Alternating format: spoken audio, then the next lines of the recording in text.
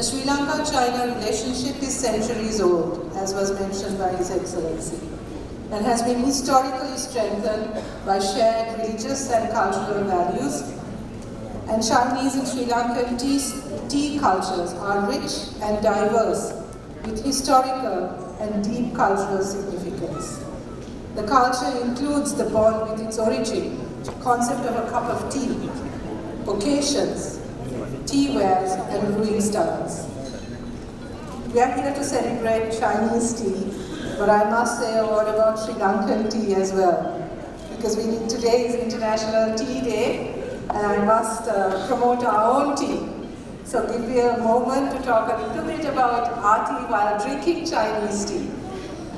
Sri Lanka, as we know, is known to the whole world for its tea, due to its unique flavor, aroma, and color.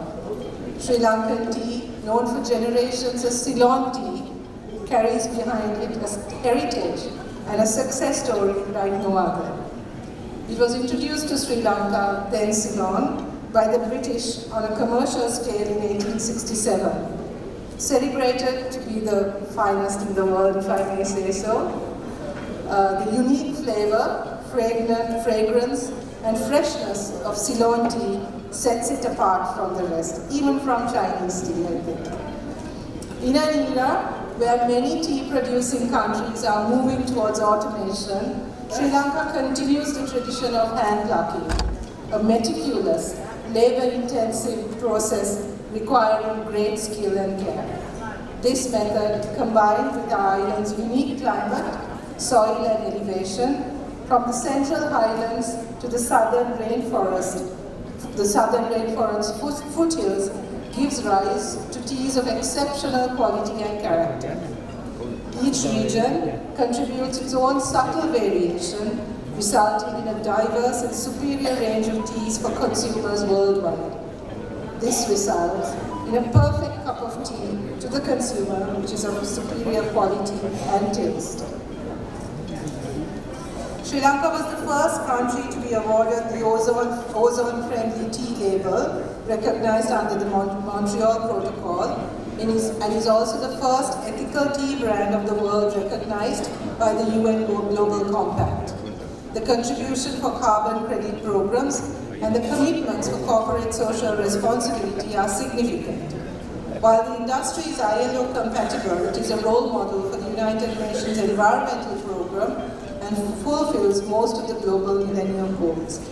It is therefore in the interests of the Sri Lankan tea brand to continue to work towards ensuring dignified work conditions and protection for all those involved in production, especially the pluckers who have historically faced many problems and continue to do so even today. This is something we as a government are committed towards. Today, Sri Lanka stands as the world's third largest tea exporter, accounting for approximately 15% of global tea exports.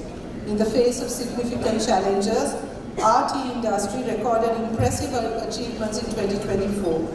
Between January and October, Sri Lanka exported 203 million kilograms of tea, earning US dollars 22 billion in revenue. Due to the inherent character, flavor, aroma given by the nature for Ceylon tea, the demand for Ceylon tea has increased even in the Chinese market over the past few years. In 2024, Sri Lanka exported around 9.7 million kilos of Ceylon tea to the Chinese market, with a value of nearly US dollars 48.9 million. Ceylon tea is increasingly gaining popularity in the Chinese market due to its unique taste and health benefits. Moreover, Ceylon tea is a major supplier to the Chinese market among all tea-producing nations in the world. The Chinese market ranked as the top 5 destinations for supplying Ceylon tea. Considering that Sri Lanka is the #1 orthodox tea manufacturing nation in the world, tea tourism is also an important aspect of the tea culture in Sri Lanka. Since the tea processing in Sri Lankan tea industry still uses the traditional means of operation such as plucking tea leaves by hand and using mechanical machinery with traditional colonial era technology, the allure of the tea processing extends to tourists wanting to gain the complete tea experience. So today we are celebrating two nations that I think organize our social activities around tea. Most of us wake up in the morning and the first thing we reach out for is a cup of tea. And it's the last thing we reach for just before we go to bed. So I think this tea culture brings us together, is a symbol of the traditions that we share and the cultural familiarity with each other.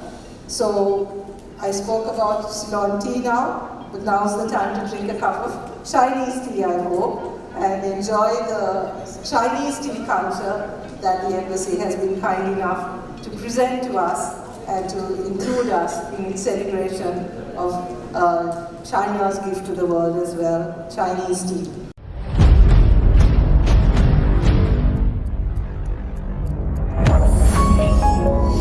You're watching the Lifetraveler channel.